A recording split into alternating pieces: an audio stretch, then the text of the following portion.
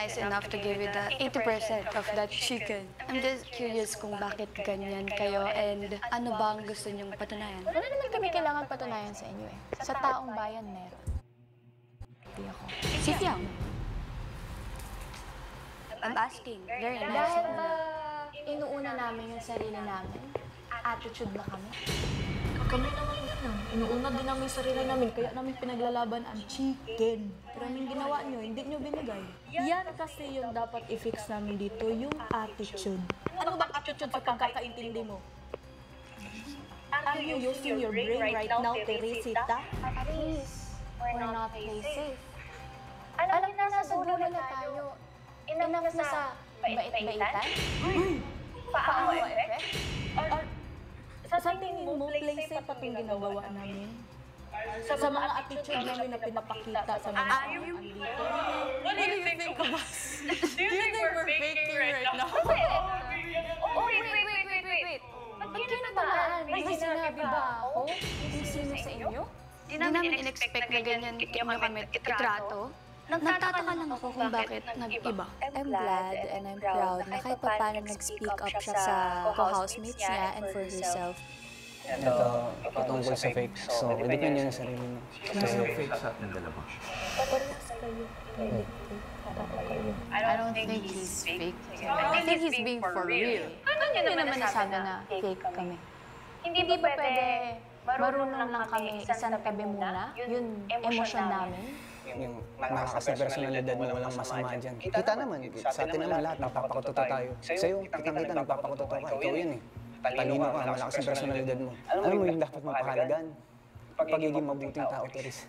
So dahil ba inisip ko lang yung kapakanan namin lahat is hindi na ako mabuting tao?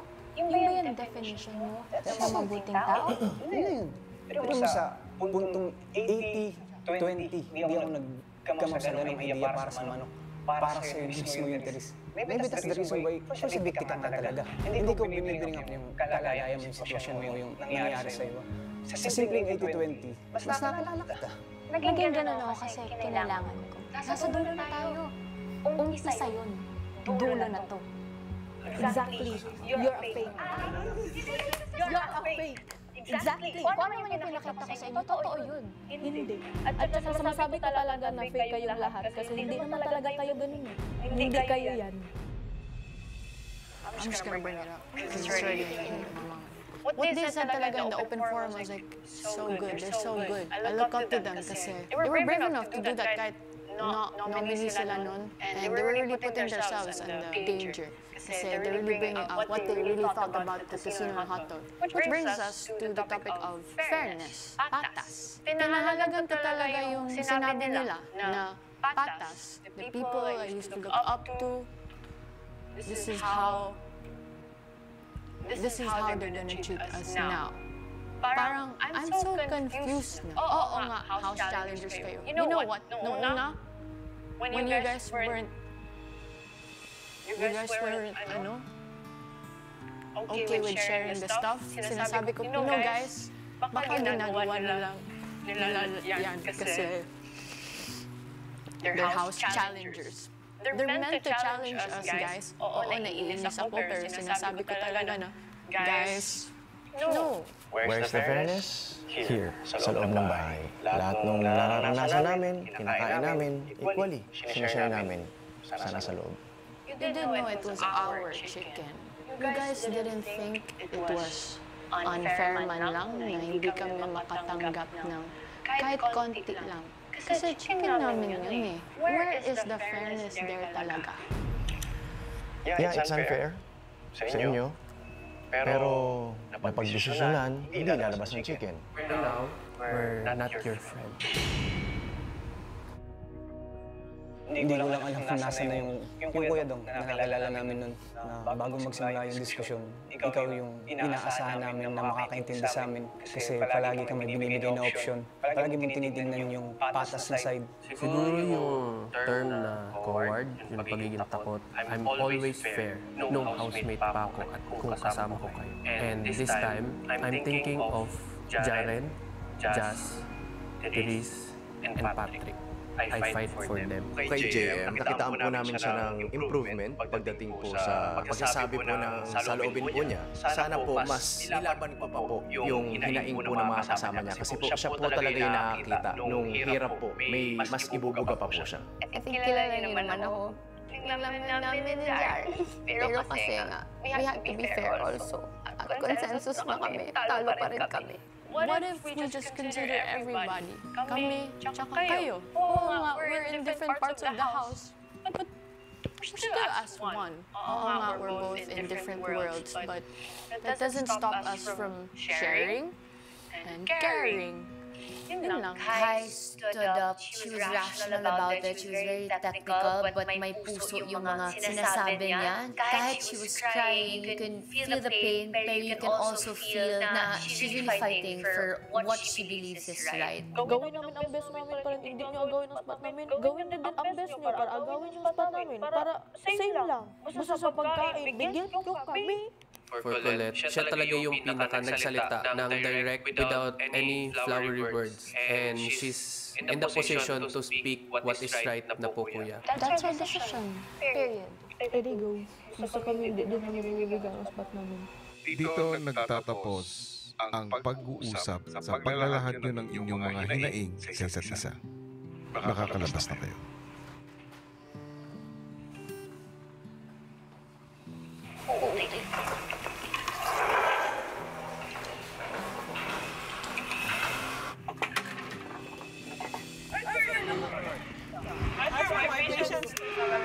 No, just accept that. Yung nararamdaman ni Yang, it was more of pain, kuya. If I'm being honest, madami kayong nasabi about Therese. This was about, it was too personal. May bawi si Lord bukas. Promise.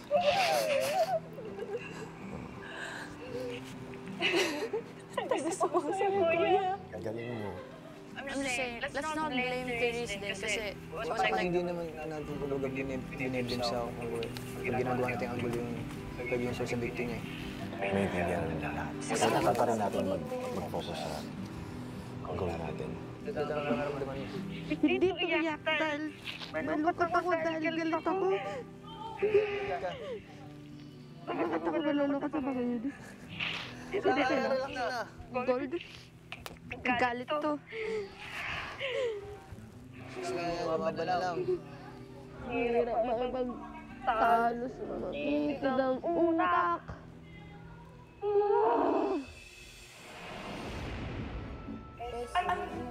Sige! Ganyan yan. Gagamit na.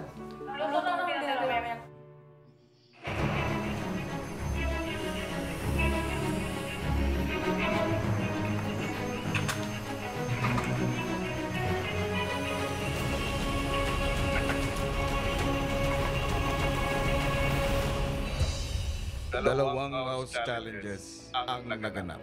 At mula dito, isa ang napanalunan ng house challenges.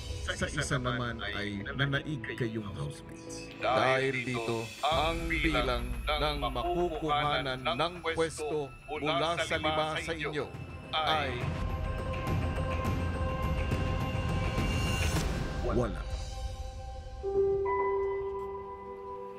Housemates, ang lahat ng ito ay isang pagsubok lamang. Dahil sila ang naging katuwang ko upang mas makilala kayo.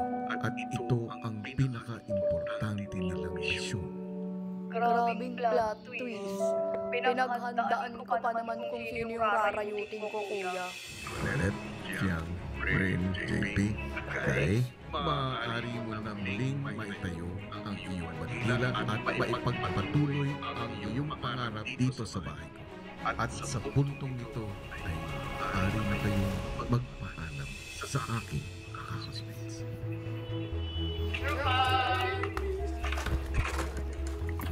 Parang nagtanggal ako ng backpack ng mga bato, kuya. Promise, legit. Nagsisisi ako sa lahat ng aking mga nasabi. Hindi ko naman ho kasi alam. Papagsubok lang pala yun. Akala ko totoo. God is so good to us. And I felt blessed. I knew it. I never doubted the mga ex-housemates. Ang lahat ho pala pagsubok lang. Sobrang laki ho ng bigat na nawala ho sa loob ko. Ito yung sumisimbolo ng pagmamahal at respeto, pagkakaibigan. Tawag na ito at ingatan. They're still the people I know. Yung mga sinabi nila, hindi talaga sila yun. Felt so happy talaga na. So we're gonna keep our spots.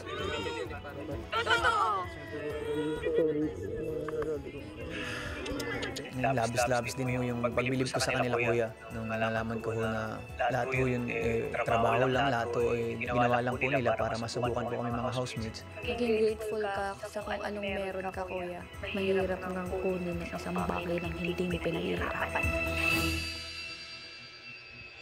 At matapos malagpasan ang matinding pagsubok, Ipakita sa mundo. Kontento po kung anong meron, kuya. Kasi po hindi sa lahat ng bagay madali lang makukuha, kuya. Tumayo sa sariling paa at mag-step up, kuya, at hindi basta-basta po magpapaapi. Pinaka natutunan ko, kuya, yung kung paano ho ipaglaban yung tama. Kung paano mag-step up sa mga ganong klaseng sitwasyon, kuya. Ipaglaban ho kung ano po yung patas. at may mga pangarap na magpapatuloy maging sa labas ng bahay ni kuya. Alam kong hindi naging madali ito para sa inyo. Nais kong ibigay ang aking taos-pusong pasasalamat. Naging mahalaga ang inyong kontribusyon. Ito ay para malaman ng taong bayan kung sino talaga ang karapat-dapat na maging big winner. Muli, maraming salamat sa inyong sakripisyo, ex-housemates. Hanggang sa muli. At mga pangarap na panghahawakan hanggang dulo ng laban.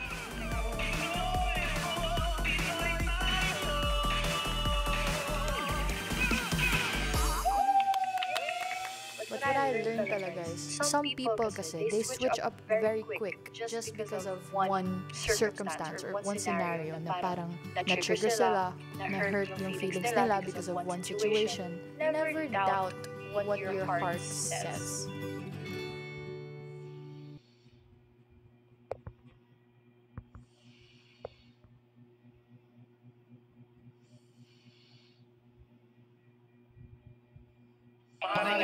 Namana ng isa sa mga anak ng sakit na. Sa kagustuhan nilang magkaroon ng milagro. Ang nangangailangan ng agwa Benedicta nila, ang aking pamangkin. Gagawa nilang magkasala sa isang mabigat na krimen na siyang magbubunga sa hindi maipaliwanag na sumpa. Isang muka mula sa isang dugo at laman, pero magkaiba ng kaanyuan. Kaya ba nilang mahalin ang isa't isa kahit na patuloy silang pinagkukumparan ng lipunan? Agua Bendita, weekdays, 4 p.m. Sa Kapamilya Online Live.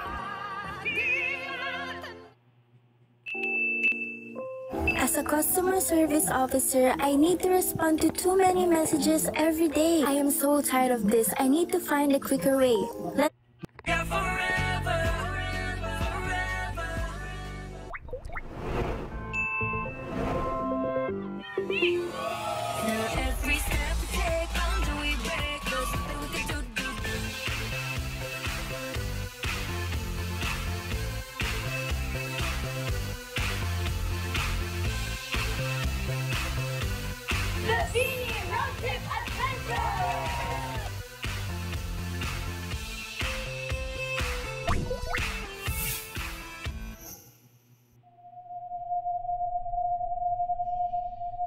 So I came across a very interesting piece. It's actually a cabinet. I can tell you that's not a cabinet.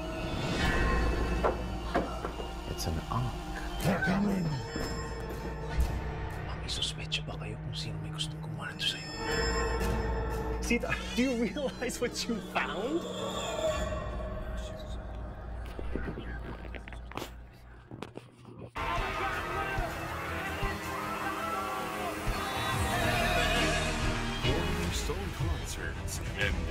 ABS-CBN Music present Eric Santos in a monumental celebration of his 20th anniversary as the Prince of Pop,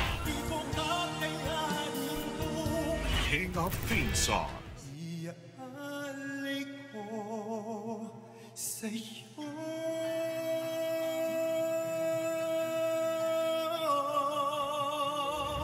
and pop ballad royalty.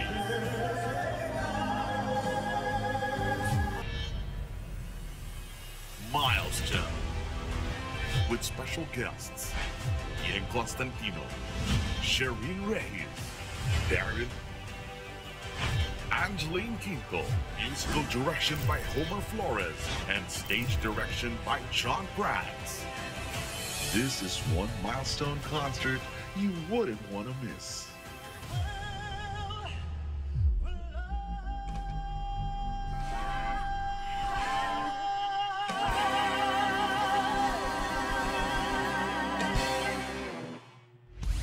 Make your weekday primetime feel fresh on Kapamilya Online Live.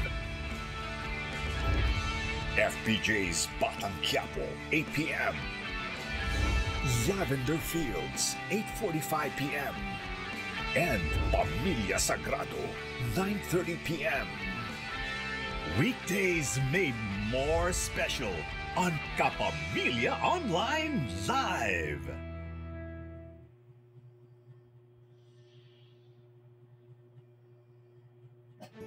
Isang napakahalagang sulat ang ipinadala ni Kuya sa housemates.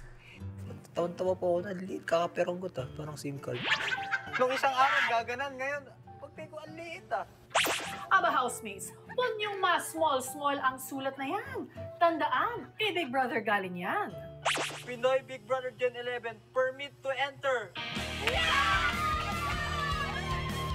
Oh my gosh! Pwede na kami bumalik sa bahay! Told you, huwag smallin ang sulat. We all ran, Kuya, to the living room. Kakaramdam mo ng aircon. Matapos ang masayang pagbabalik bahay, isa-isang ipinatawag ni Kuya ang housemates para sa isang mahalagang anunsyo. 6 na lang kayong natitirang housemates sa loob ng bahay ko ngayon. Bibigyan kita ng panahon para mas makapag-isip tungkol dito. Gusto kong malaman kung sino ang pinaka-karapat-dapat na maging big winner hanggang sa pinaka-hindi karapat-dapat. Hihingin ko na ang iyong ranking. Marami po akong nabago at na-apply, napakita po sa mga housemate po, Kuya. Ang rank 1 ko po, Kuya, ay ang sarili ko po, Kuya. Para po sa rank 1, Kuya, ilalagay ko po yung sarili ko. Alam ko po yung effort na naibubuhos ko po dito. Pa-weekly task man po. Rank 1 po is ako kasi Kuya, alam ko naman po sa sarili ko na madami na po akong napatunayan. And also po, Kuya, madami na din po ako na-improve. Lalo po sa aking ugali. Rank 1, Kuya. I would put myself. I'm one of the few people that somehow represent this generation. I was willing to learn more dito sa bahay niyo po, Kuya. Siyempre, sa rank 1 po, yung sarili ko po, Kuya. Ito naman pagsubok dito, naharapin ko sa bahay niyo, Kuya. Patuloy po ko lumaban, Kuya. At naipakita ko din po yung totoong pagkatao dito sa bahay niyo. Ang rank 1 ko, Kuya, is si Kai po, Kuya. Dahil po sa contributions niya sa task po with her talent and intelligence po. I can't imagine the house without her, Kuya. My rank 2 is Kuya JM po. Rank number 2 is na si JM po, Kuya. I rank Kuya JM. Nagpakatotoo talaga siya. Pera lang talaga yung habol niya dito. Kahit ganun yung objective niya po, na igawa niya pa rin maging friendly to everybody. Sa rank 2 ko po is si Kuya JM po. Ang rank 2 ko po, Kuya, ay si Kai po, Kuya. Para po sa rank 2, inilalagay ko po si Kai. Rank 3 po, Kuya, is myself po, Rain. Sa mga task po and sa household chores, hindi po nawawala yung ambag ko, Kuya. And I make sure to give time po for each and every person po. Rank number 3, I put up Rain, kuya. Rain has so much to show and so much to say. Everybody adores her for that. Rank number 3 po, kuya, is si Kai po, kuya. Bukod din po sa siya po ang nagpanalo ng aming task. Dahil po sa personality niya din po, kuya, na very positive lang po talaga, as in. Sa rank 3 naman po, kuya, si Ate Colette po. At saka rank 3 ko po, kuya, si JM po, kuya. Para po sa rank 3, kuya, inilalagay ko po si Colette. Simula po first week, labis po na po yung pinapatunayan ni Colette. Kahit po ilang beses na po siyang na-nominate, hindi pa rin po siya sumusuko sa paglaban ho sa pangarap niya. Sa rank 4 naman po, kuya, si Kai po. 4 ko, si Ate Colette. Si Ate Colette. Si Colette. Sa rank 4 ko po, kuya, si Fiang po. Sa rank 4 po, ilalagay ko po si Fiang. Ayun po, talentado naman po siyang tao. Pagdating po sa task, nakadepende po sa mood niya kung kailan lang po niya gagawin. Nakukulangan ako, kuya, sa paikisama po niya sa kapwa po namin housemates. For my rank 5, that is Fiang, kuya. Rank 5, si Fiang po, kuya. Sa rank 5 po, inilalagay ko po si Rain. Si Rain po, kuya. Binibigay ko po kay Rain po, kuya. Rank 5 ko po, kuya, si Rain po, parang nakadepende po siya kay Kai po, kuya. Sa rank 6 po, inilalagay ko po si JP. Si JP. JP, kuya. JP po, kuya. Siguro po, kuya, nakukulangan po ako sa kanyang pagsaseryoso. Ginagawa niya pong biro lang. Si Fiang, kuya. Ako naman po siya sa pakikisama sa amin, ganyan. Ito lang po ang napapansin ko kay Fiang talaga, kuya. Hindi po talaga siya fair. Hindi siya fair, kuya. Gahamon po, kuya. Huwag matatawag. Gahamon po siya sa pagkain, kuya. Hindi niya na kami naisip, kuya. Pananalita niya po. Parang minsan kung tatanong ka ng maayos sa kanya, yung sagot niya hindi maayos. Parang pabalang po.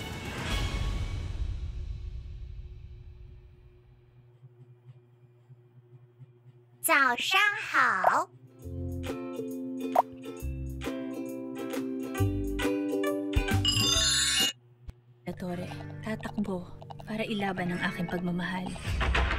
Deep